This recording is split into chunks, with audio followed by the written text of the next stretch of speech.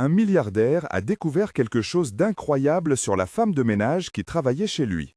La villa de Victor Delorme respirait le calme artificiel du succès, les baies vitrées laissant entrer une lumière douce qui semblait polir chaque objet. Dans la cuisine, le parfum du café fraîchement moulu se mêlait au métal froid des appareils, et pourtant une feuille jaunie posée sur la table fit basculer ce monde ordonné. Victor, entouré de soie et de verre, sentit pour la première fois que la richesse avait des fissures que l'argent ne savait pas colmater. Élodie, en tablier, continuait de frotter l'évier comme si sa présence ne devait être que l'écho discret d'une maison qui ne la regardait pas. Il y avait entre eux un contraste brutal, lui, habitué aux projecteurs et aux contrats, et elle, gardienne d'habitudes simples et d'un passé que personne n'imaginait.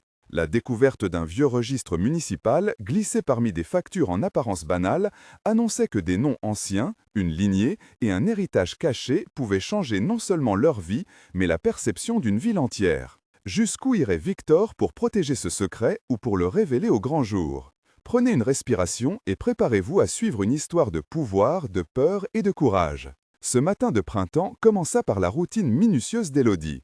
Elle avait les mains cailleuses, le gant mouillé et l'odeur de citron des produits qu'elle utilisait. Le sol grinçait à l'étage, le vent faisait frissonner les rideaux du salon et la radio, étouffée, diffusait des chansons anciennes que personne n'écoutait vraiment. Victor passa un moment à observer la femme qui ordonnait sa maison comme on met de l'ordre dans des pensées trop compliquées. Il y avait dans sa voix une retenue polie, dans ses yeux une fatigue qui racontait plus que ses années. La fonction de l'instant était simple, présenter la normalité et glisser le premier indice. Dans un vieux tiroir, entre reçus et brochures de fondation, une feuille à l'encre fanée portait un nom qui n'aurait jamais dû s'y trouver. Ce nom appartenait à Élodie Martin. Sur la marge, une mention disait « Héritage reconnu au nom de Martin Delorme, siècle XVIII ». Victor sentit un froid, la pièce semblait s'amenuiser, et la lumière sur les cristaux du lustre perdit de son éclat. Celui qui possédait des sociétés et des immeubles se trouva devant une histoire que le capital n'avait pas écrite. La relation entre Victor et Élodie avait semblé, jusque-là, suspendue à des petits gestes quotidiens qui humanisaient la richesse sans la renverser. Le matin, il prenait son café noir près de la baie, les doigts effleurant le journal, tandis qu'elle balayait en silence. Un dialogue s'installe, d'abord léger, puis révélateur, 10 échanges qui disent la routine et la complicité. Victor dit « Pourquoi tu as mis ce registre ?»« Dans mon tiroir ?» Élodie répond « Je rangeais des papiers que j'ai trouvés dans le grenier. » Victor demande « Et tu savais ce que c'était ?» Élodie avoue « Non, je pensais que c'était vieux et sans importance. » Victor s'étonne. Tu n'as jamais parlé de ta famille. Élodie baisse le regard. Je ne parle pas beaucoup des choses qui font mal. Victor insiste. Pourquoi le nom Delorme apparaît avec le tien? Élodie murmure. C'est compliqué. Victor réplique. Tu veux que je parte de la maison si ça te gêne? Élodie réplique. Non, je fais juste mon travail. Victor propose. On peut en parler avec quelqu'un. Élodie répond. Peut-être plus tard. Victor conclut. J'ai besoin de comprendre. Élodie termine. Je comprends. Ces échanges, apparemment anodins, furent tissés d'une densité émotionnelle accrue par la sensation des pas sur le parquet, par le goût amer du café, par la lumière qui traversait la poussière, par le bruit distant d'une voiture qui passait et par la fragilité d'un silence trop plein. On sentait la poussière des vieux papiers, l'odeur du tissu imprégné de lessive, le frottement des doigts sur le registre, la chaleur timide du soleil sur la table et le goût métallique d'une vérité qui commence à sortir. La découverte prit de l'ampleur quand Victor consulta un archiviste de la mairie. Le registre montrait une succession complexe, des mentions de baptême et des donations, des scellés et des ratures. La ville légère qui célébrait ses entrepreneurs dut repenser ses archives. Les murmures s'échappèrent comme une fumée qui gagne l'air. On nomma des témoins. Marie Moreau, la voisine, qui regardait tout depuis sa fenêtre. Luc Bérard, l'intendant, qui servait d'abord la propriété. Sophie Lambert, la journaliste locale qui flairait l'enquête, Karim Dufort, l'avocat d'affaires qui conseillait Victor, Isabelle Roche, la conseillère municipale qui rédigeait des procès-verbaux, et Marc Lefebvre, l'historien qui avait consacré sa vie aux registres anciens. Chacun prononça la nouvelle comme s'il testait la solidité d'une rumeur. Sur la place du marché, la voix de la rumeur devint discussion. Un nom susurré se transforma en accusation silencieuse. Le contraste social se cristallisa. Certains défendirent la dignité d'Élodie, d'autres s'interrogèrent sur la légitimité d'un héritage ancien qui pouvait rebattre les cartes du pouvoir local. Puis vint la révélation du document officiel. Le registre contenait une ligne cruciale. Donation en reconnaissance de lignage Martin Delorme. La lecture de cette mention déclencha une onde de choc. Victor, qui lisait plus vite qu'il ne pensait, sentit l'étau du passé se resserrer. Il y eut cette idée brutale, que si Élodie était héritière d'une branche oubliée, sa position relative dans la ville était désormais impossible à maintenir sans que des enjeux sociaux et économiques ne s'entrechoquent. Les implications étaient légales et morales. Dans la cuisine, la lumière semblait plus têtarde, Froide, les mains d'Élodie tremblaient légèrement. Le goût du café était soudain absent, et le bruit du robinet paraissait trop fort. On entendait le cliquetis d'un stylo sur le registre, le froissement du papier jauni, le souffle court de Victor et l'écho d'une décision à venir. Comment la communauté impartialiserait-elle la vérité quand elle remettait en cause la hiérarchie quotidienne? Les premiers soupçons se muèrent en doute public. Les conséquences immédiates ne se firent pas attendre. Les voisins parlèrent de favoritisme et d'escroquerie. Marie Moreau alla jusqu'à écrire à la mairie. Sophie Lambert prépara un article en silence. Luc Bérard chercha à éviter un scandale pour la réputation de la maison. Karim Dufort revit des stratégies de communication. Isabelle Roche consulta des archives plus vastes et trouva des incohérences dans d'autres dossiers. Marc Lefebvre suggéra que les erreurs de transcription pouvaient être fréquentes et qu'il fallait prudence avant d'accuser. Les tensions familiales montèrent. Dans un dîner privé, Victor discuta avec son cercle proche. Claire Fournier, une amie d'enfance, évoqua l'honneur de la famille. Daniel Roux, un ancien associé, exprima la crainte d'un scandale économique et Alice Petit, l'avocate de la Fondation, parla d'image publique. Les dialogues se multiplièrent, difficiles et rapides. Un petit déjeuner prit des airs de conseil de crise. Les réactions prirent la forme de 8 échanges serrés entre personnes nommées, où l'on sentit la texture du bois de la table, l'amertume d'un café refroidi, le claquement d'une porte, le froissement nerveux d'une serviette, la sueur discrète et le regard fuyant de ceux qui craignaient l'opinion publique. Cette séquence montra combien un terrain immatériel comme la réputation peut se fissurer vite. Sentez-vous l'inquiétude qui monte avec moi un instant. Placez-vous dans les chaussures de Victor et d'Élodie avec toute leur vulnérabilité. Si vous étiez face à une vérité qui redéfinit vos relations et la place que la société vous attribue, que feriez-vous? Écrivez dans les commentaires ce que vous choisiriez. Commencez votre message par « Je protégerai » si vous vous engageriez à protéger Élodie, ou par « Je demanderai la vérité » si vous demanderiez transparence et enquête. Vos mots importent pour comprendre comment une communauté réagit à la mémoire qui refait surface. Vos commentaires aident d'autres à voir différents points de vue et nous encouragent à raconter ces histoires avec plus d'empathie. Après avoir lu vos voix, nous reviendrons pour suivre la suite de la nuit où le secret a été confronté en public et comment cette confrontation a fait chanceler loyautés et évidences. L'escalade ensuite révéla des vérités du passé et des blessures longtemps tues. Le backstory de Victor raconte sa naissance dans un quartier modeste, l'ascension par le travail acharné, la rencontre avec le monde de la finance, la perte d'un frère dans une dispute autour d'affaires familiales, et enfin la construction d'un empire qui devint sa protection et son identité. Enfance, il avait appris la valeur de l'effort et du silence. Formation, il passa par des écoles publiques, des nuits à étudier sous une lampe qui chauffait l'air de la chambre. Perte, il perdit son frère à cause d'une succession mal résolue et sentit dès lors le poids de l'héritage comme une menace. Présent, il utilisa sa fortune pour créer des fondations et masquer des insécurités profondes. Ces 1000 caractères de vie montrent que sa réaction n'était pas que calcul, mais aussi blessure. Dans ce bloc, 2 dialogues longs sortent des voix du passé et des témoins, avec 10 échanges qui explorent la culpabilité, la loyauté et la peur. Victor affronte son enfance racontée par Claire Fournier.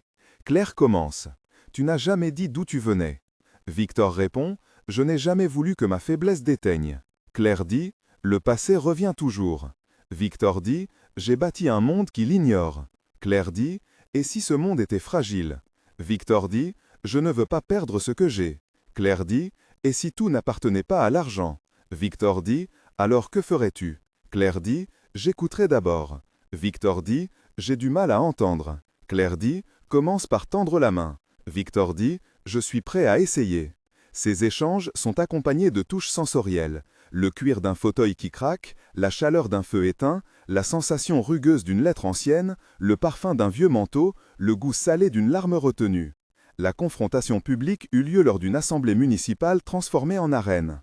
Sophie Lambert exposa l'histoire dans un article. La mairie convoqua une réunion et la place du village se remplit de voix. Les dialogues ici sont denses et publics, avec 11 échanges serrés entre accusateurs et défenseurs. Sophie ouvre. Vous avez un document qui change tout. Isabelle réplique. Nous devons vérifier. Marc explique. Les archives demandent précision. Karim avertit. Une fuite mal gérée peut ruiner des vies.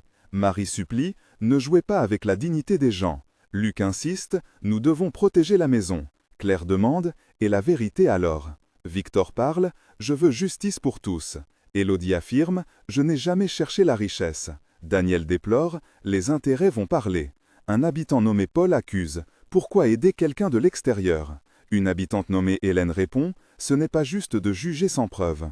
La tension monta, les voix se firent plus fortes, le souffle collectif rendait l'air plus dense, on sentait la poussière soulever des bancs, les rayons de soleil perçant à travers les fenêtres semblaient plus durs, les feuilles froissées occupaient la table, et le murmure se mua en verdict potentiel. C'était un moment où la communauté devait décider entre silence commode et vérité dérangeante. Les forces en présence parlaient D'héritage, de confiance, de réputation et de responsabilité. La salle sentait la cire des chaises, l'astringence d'un café mal préparé, la sueur légère des têtes agitées, le grincement d'un siège que l'on repousse et le souffle retenu d'une foule qui attend. Quand l'ancien du passé réapparut, la situation prit une tournure inattendue. Daniel Roux, qui avait été partenaire d'affaires de la famille Delorme, revint avec un journal intime et des lettres scellées qui compliquaient la chronologie. Sa voix était rauque, ses mains avaient le tremblement des années, et il tenait un paquet scellé dont l'odeur de papier humide rappelait des caves oubliées. La révélation vint en plusieurs actes, une lettre, un témoin, une alerte historique.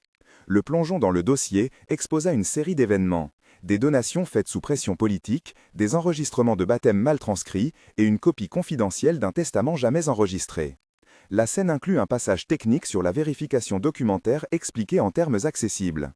Pour authentifier un acte ancien, on compare l'encre par spectrométrie, on analyse la fibre du papier, on recoupe les informations avec les registres paroissiaux et on sollicite un expert en paléographie pour s'assurer que les écritures correspondent à l'époque indiquée. Ce processus scientifique et administratif exige rigueur et temps, et il permit de clarifier si la mention dans le registre était authentique ou le fruit d'une erreur de transcription. Les explications techniques duraient environ 300 caractères et détendirent un peu l'atmosphère tout en rendant visible la lenteur nécessaire à la justice. La rencontre finale avec l'ami du passé fut un face-à-face chargé de symboles. Daniel raconta une histoire d'amitié brisée, de pression familiale et de serments mal tenus. Élodie écouta, immobile, les mains croisées, remarquant l'odeur de tabac froid qui restait dans la bouche de Daniel. Les dialogues entre eux duraient et comptèrent 11 échanges intenses. Daniel commence. Tu dois savoir pourquoi ces papiers existent. Élodie répond. Je veux juste la vérité. Daniel avoue. Il y a eu une erreur, mais aussi une volonté de cacher. Élodie demande. Qui a fait ça? Daniel murmure. Des noms qui sont encore influents. Élodie interroge. Pourquoi maintenant? Daniel réplique. Parce que la mémoire se soulève et que je ne supporterai plus le poids du silence. Élodie dit. Je ne veux pas que ma vie soit utilisée. Daniel conclut. Tu as le droit de choisir. Ces paroles furent accompagnées d'images sensorielles, le froissement d'une enveloppe, la chaleur d'un soleil qui s'arrête sur une joue, le goût amer d'une confidence, le bruit lointain d'une cloche et la sensation rugueuse des doigts sur le papier. La révélation fit vaciller alliance et portefeuille et la vérité se présenta comme une pièce déstabilisante dans un puzzle familier. La résolution exigea des choix courageux. Victor choisit une voie inhabituelle. Il décida de soutenir une enquête publique et de financer la mise en sécurité des archives tout en offrant une prise en charge à Élodie pour assurer sa dignité. Il y eut des réparations concrètes, une reconnaissance officielle d'un lignage oublié, la création d'un fonds en mémoire des Delorme-Martin géré par la mairie et la mise en place d'ateliers de transmission de mémoire dirigés par Élodie elle-même. La communauté entreprit une réconciliation lente, parfois douloureuse, mais réelle. On vit la métamorphose de relations. Des critiques devinrent des soutiens, des doutes se transformèrent en discussions, et la ville, peu à peu, réajusta sa mémoire collective. Le premier mois après la tempête montrait des signes tangibles de changement. Élodie reçut des visites de voisins qui apportaient pain et fleurs. Marie Moreau organisa une petite réunion pour demander pardon public. Sophie Lambert publia une série de témoignages qui nuançaient la perception initiale. Sur la place, on installa une plaque commémorative et le marché retrouva un calme respectueux. Les ateliers que Élodie anima eurent une petite affluence, avec des voix hésitantes d'anciens et de jeunes qui voulaient comprendre leur histoire. La ville commença à accepter que le passé est un tissu fragile qu'il faut manipuler avec soin. 3 mois plus tard, les effets se font sentir dans les institutions. La mairie modifia des procédures d'archivage. Isabelle Roche présenta des réformes pour éviter les erreurs de transcription. Et Marc Lefebvre publia un petit opuscule sur la prudence dans l'interprétation des registres historiques. Le fonds en mémoire eut sa première réunion, et Victor annonça un financement pour numériser les dossiers anciens. Des ateliers de mémoire furent intégrés au programme scolaire, et quelques familles commencèrent à revisiter leurs propres archives. Les voix qui autrefois murmuraient des jugements se mirent à raconter des histoires qui intégraient honte et fierté, et la communauté apprit à écouter sans annuler. 6 mois après l'événement, la transformation prenait une autre dimension. Élodie, qui avait accepté de diriger les ateliers, devint une figure de la ville. Elle enseignait aux jeunes comment lire des papiers anciens, comment respecter la mémoire et comment transformer le poids du passé en levier d'avenir. Victor réduisit son rôle public dans la maison et investit davantage dans des projets communautaires. Le fonds donna ses premières bourses à des initiatives de préservation culturelle. Des liens inattendus se créèrent entre classes sociales. On vit des expositions, des débats et des moments de réparation symbolique. La ville n'était pas devenue parfaite, mais elle avait pris la route de la réparation et de la dignité partagée. Au cœur de cette histoire, il y a des mots qui reviennent et qui racontent un sens. Héritage, secret, révélation, jugement, communauté, dénonciation, confiance, reddition, scandale, preuve, civence, passé, loyauté, résilience, héritage. Ces mots servent de fil rouge à une histoire où l'intime et le public se rencontrent et se métamorphosent. La fin n'est pas un verdict tranchant, c'est une décision. Écouter, réparer et reconstruire. Quand la poussière retomba, la ville avait choisi d'affronter son passé plutôt que de l'enterrer, et 2 vies furent redéfinies par la vérité et par le courage de ceux qui acceptèrent de changer. Si cette histoire vous a touché, n'oubliez pas de vous abonner pour suivre d'autres récits où le simple geste d'une personne ordinaire peut provoquer une transformation collective. Partagez cette vidéo pour que d'autres comprennent que parfois, la vérité vient d'un endroit inattendu et que la dignité mérite d'être défendue. La question qui reste et que je vous laisse est simple et puissante. Que feriez-vous si la vérité frappait à votre porte ?